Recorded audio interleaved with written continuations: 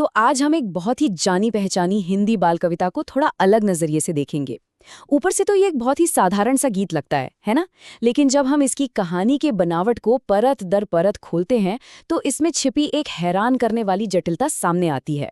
तो कहानी शुरू होती है एक बहुत ही सिंपल सी लाइन से। एक मोटा हाथी घूमने चला, एक अकेला हाथी जो बस यूं ही सैर पर निकला है। लेकिन यहीं से हमारी पूरी कहानी का ताना बाना बुनना शुरू होता है।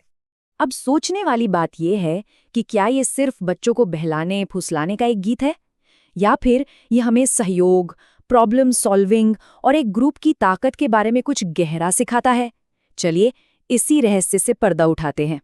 तो चलिए सबसे पहले कहानी के हीरो यानी उस एक हाथी और उसकी एक छोटी सी मुश्किल से मिलते हैं, जहां से ये सारा सिलसिला शुरू होता है। अच्छा, इस कविता का जो पहला हिस्सा है ना, उसे समझने के लिए एक कॉन्सेप्ट को समझना जरूरी है, नैरेटिव लूप। ये कहानी कहने का एक ऐसा तरीका है जहां हर सॉल्यूशन अपने आप में एक नई प्रॉब्लम को जन्म दे देता है और कहानी बस आगे बढ़ती ही चली जाती है। तो पहला लूप कैसे शुरू होता है? देखिए, प्रॉब्लम क्या है? हाथी बारिश में फंस गया और उसका सॉल्यूशन, उसने अपने दोस्त एक और हाथी को मदद के लिए बुला लिया। पर क्या इससे बात बनी? नहीं। यहीं से तो मामला और मजेदार हो जाता है। और अब हम कविता के उस हिस्से में पहुंचते हैं जहां कह सकते हैं कि चीजें हाथ से निकलने लगती हैं। जैसे जैसे और किरदार जुड़ते हैं, हालात सुधरने के बजाय और बिगड़ते चले जाते हैं। और मजे की बात देखिए, जिस चीज को समाधान समझकर बुलाया गया था वही अगली प्रॉब्लम की जड़ बन जाती है। ये एक क्लासिक उदाहरण है कि कैसे कभी-कभी अच्छे इरादे भी गलत नतीजों की तरफ ले जाते हैं। और ये जो पैटर्न है ना, ये बार बार रिपीट होता है। दो हाथी एक पतली सी गली में फंस जाते हैं तो वो तीसरे को बुलाते हैं। फिर तीन हाथी एक छोटी सी साइकिल पर बैठ जाते हैं जो जाहिर है उनका वजन नहीं उठा पाती, तो वो चौथे को बुलाते हैं। और फिर चार हाथी मिलकर सब्जी का ठेला ही तोड़ देते हैं। मतलब जितने ज्यादा हाथी उतनी बड़ी मुसीबत। लेकिन हाथियों की इस कहानी में एक ऐसा मोड़ आता है जहां ये पूरा पैटर्न, ये जो सिलसिला चल रहा था, वो टूट जाता है और हमें आखिरकार असफलता की जगह सफलता देखने को मिलती है। अब हमारे पास हैं 5 हाथी और ये नंबर बहुत जरूरी है। ये पांचों हाथी मिलकर अपनी आखिरी चुनौती का सामना करते हैं, एक बंदर का जाल। और यहीं पर कहानी का सबसे बड़ा ट्विस्ट आता है। बंदर के जाल में फंसने के बाद वो घबराते नहीं, चिल्लाते नहीं, वो सब मिलकर हंसते हैं। सोचिए, और उनकी यही एक साथ की गई कार्रवाई, उनका वो एक साथ हंसना ही उन्हें आजाद कर देता है। पहली बार उनकी एकता प्रॉब्लम नहीं बल्कि सल्यूशन बनती है। और ये लाइन, पांचों हाथी मिलके झूमने लगे, ये उसी जीत का जश्न है। अब वो फंसे हुए नहीं है, वो साथ में सेलिब्रेट कर रहे हैं, नाच रहे हैं। वो जो प्रॉब्लम का लूप था वो आखिरकार टूट गया है।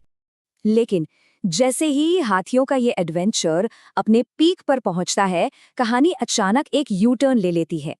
हम एक बिल्कुल ही अलग दुनिया में दाखिल होने वाले हैं। हाथियों के नाचने गाने के ठीक बाद गीत का पूरा माहौल बदल जाता है। और ये कोई गलती नहीं है, ये जानबूझकर किया गया है। इसका मकसद है कि जो बच्चा इतने एडवेंचर से एक्साइटेड हो गया है, उसे अब धीरे धीरे शांत किया जाए, उसे आराम की हालत में लाया जाए। यहाँ पर हम दोनों कविताओं का फर्क साफ साफ देख सकते हैं। एक तरफ है हाथियों की कहानी जिसमें एडवेंचर है, तेज रफ्तार है और हर चीज का एक कारण और असर है। और दूसरी तरफ है आराम, सुकून, धीमी गति और सपनों की दुनिया जैसी, जिसका कोई सीधा साधा लॉजिक नहीं है। ये दो बिल्कुल अलग अलग अनुभव हैं जिन्हें एक ही गीत में बड़ी खूबसूरती से पिरोया गया है। तो चलिए अब इस दूसरी कविता, इस लोरी की बनावट को थोड़ा और करीब से देखते हैं।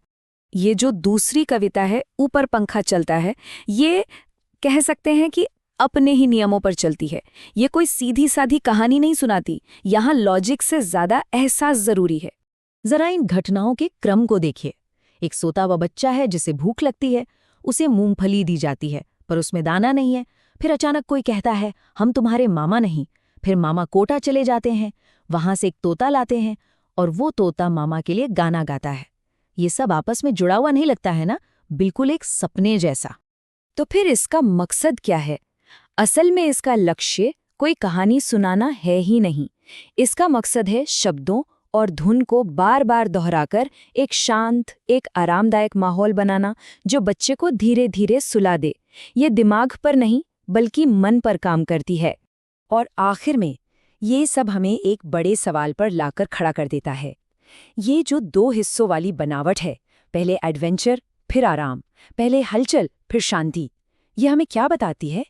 शायद ये बताती है कि हम बच्चों के लिए एक ऐसी दुनिया चाहते हैं जहां चुनौतियों और रोमांच का अंत हमेशा एक सुरक्षित, प्यार भरे माहौल में हो। तो ये सिर्फ एक बच्चों का गीत नहीं है, ये शायद हमारी अपनी उम्मीदों का एक आईना है।